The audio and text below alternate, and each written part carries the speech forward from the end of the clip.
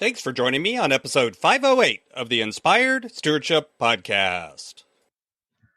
I challenge you to invest in yourself, invest in others, develop your influence, and impact the world by using your time, your talent, and your treasures to live out your calling.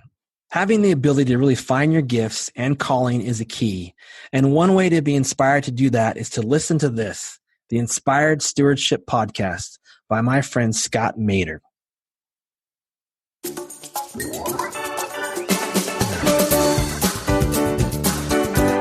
Let's face it, the people that love you the best are also often the people that can trigger things for you the easiest. And so sometimes just accepting that and allowing the recognition that, you know what, there's going to be stress today. There's going to be stress and strain around at this time of the life is okay. Acknowledging it. Welcome and thank you for joining us on the Inspired Stewardship Podcast. If you truly desire to become the person who God wants you to be, then you must learn to use your time, your talent, and your treasures for your true calling. In the Inspired Stewardship Podcast, you will learn to invest in yourself, invest in others, and develop your influence so that you can impact the world.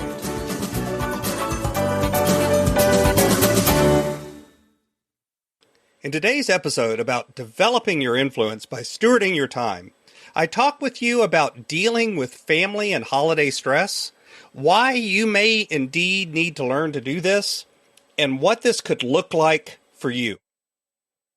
As we talk about stewarding your time, wouldn't it be great if you could support this podcast and do it without just taking too long? Turns out you can't. All you have to do is use inspiredstewardship.com/Amazon when you're ready to make a purchase via Amazon, and a small commission will come back to support the show just that quick. If you enjoy the show when you are ready to buy from Amazon, just use inspiredstewardship.com/Amazon.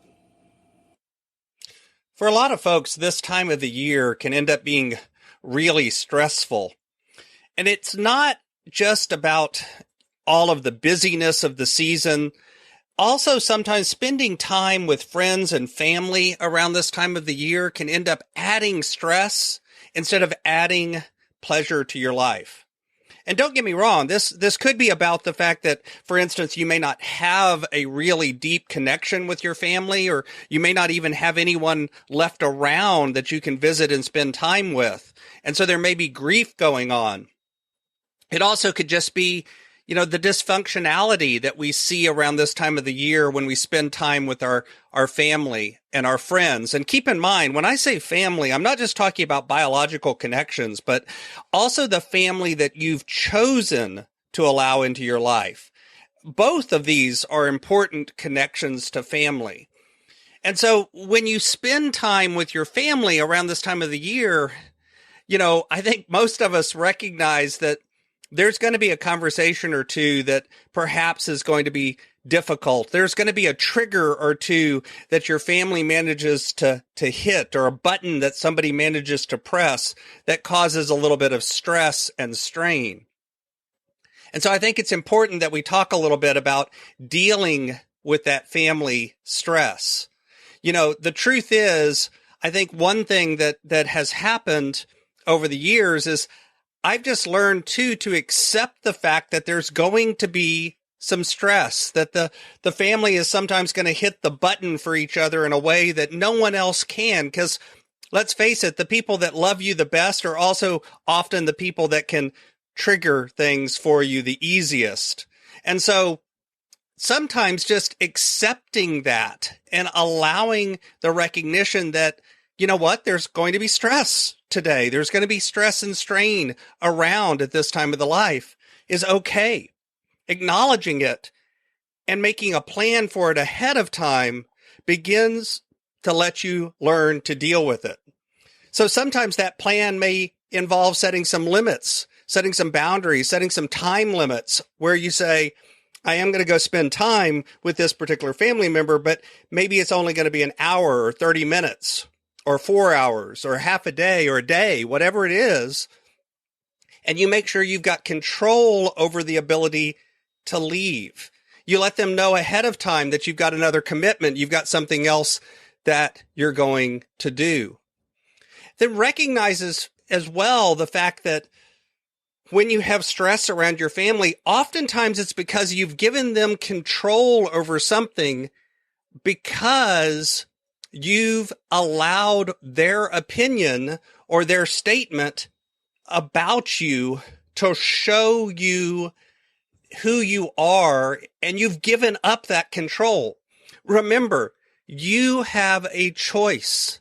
You have a choice in how you respond to what people say about you or think about you.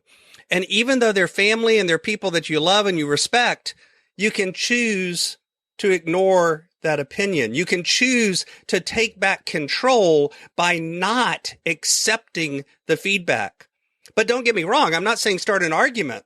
You just kind of begin to have what I call the bobblehead technique, where you smile and nod and slowly just listen and let them say whatever it is they want to say, but don't buy into it. Don't accept it.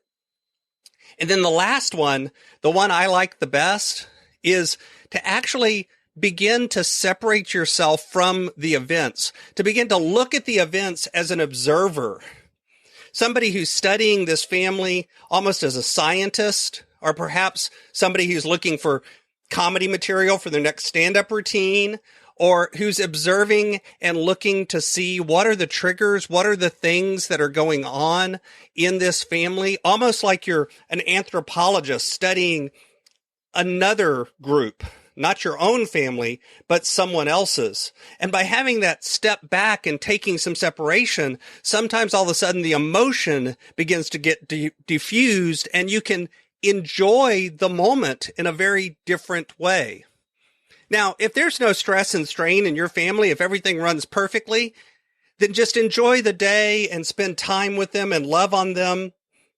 But if there is some stress and strain, try one of these quick techniques and tips this year and see if it helps you lower down the stress level so that you can be present and enjoy the time with the family. And I hope you enjoy this Christmas day, and we'll be talking to you more as we come into the new year. I'm looking forward to producing another year of content starting next year. Enjoy your time, and thanks for listening.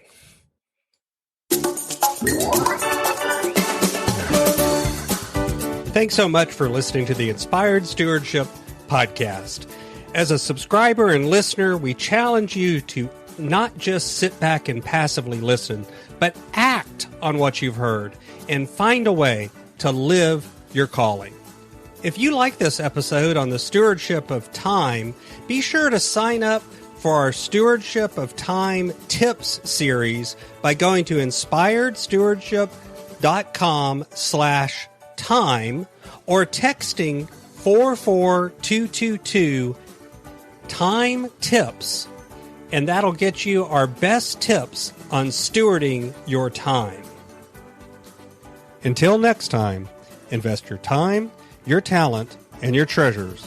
Develop your influence and impact the world.